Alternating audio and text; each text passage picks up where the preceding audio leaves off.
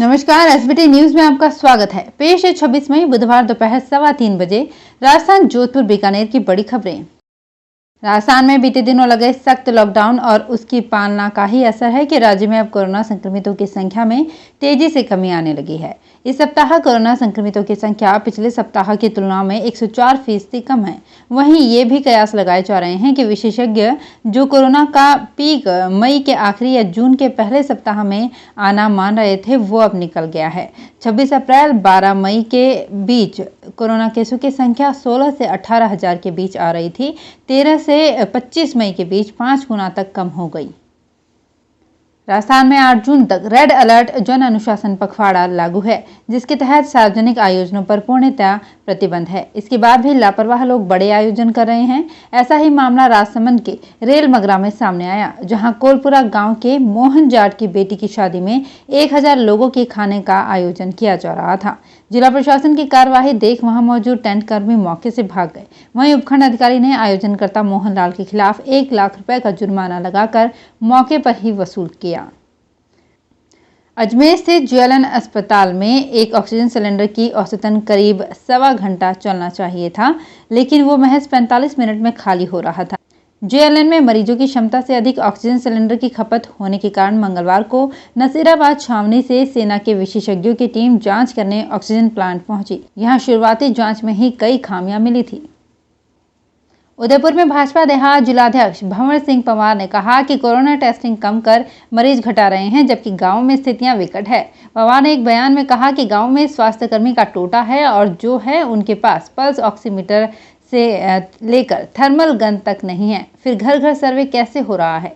गांव के सरकारी अस्पतालों में दवाइयां तक नहीं है, व जिला अस्पतालों में ब्लैक फंगस के इंजेक्शन नहीं मिल रहे।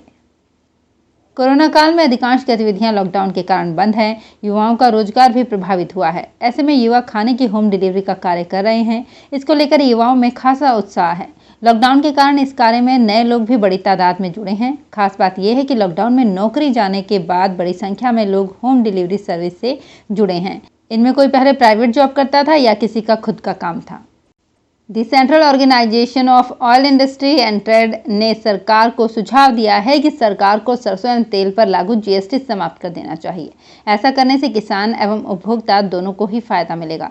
अभी उपभोक्ता को सरसों और सरसों के तेल पर जीएसटी के रूप में 7 से 8 रुपए प्रति किलो चुकाने पड़ रहे हैं। इसके साथ ही सरकार देश के खाद्य तेल निर्माता, रिफाइनर तथा मिलर्स से तेल खरीदकर अपने पास बफर स्टॉक बनाकर बीपीएल कार्ड धारकों को पीडीएस सिस्टम द्वारा देने की व्यवस्था कर सकती है।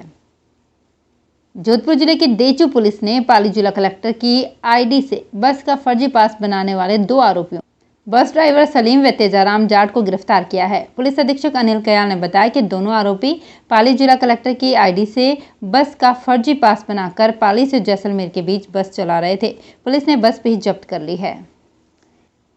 बीकानेर में मंगलवार को दिन भर गर्मी के बाद शाम को मौसम ने पलटा खाया। कोलायत सहित झज्जू, टेचरी फांटा, कोटड़ी आदि में झमाझम बारिश हुई तो नोखा, पांचू, जसरासर आदि गांव में अंधड़ के बाद बूंदाबांदी हुई। कोलायत क्षेत्र में तेज हवा के साथ झमाझम बारिश होने से सोलर प्लेटें उड़ गई और कई पेड़ भी धराशायी हो गए। बारिश होने से लोगों को गर्मी से राहत मिली। कोलायत में दिन भर तेज गर्मी के बाद शाम को अचानक से मौसम ने पलटा खाया।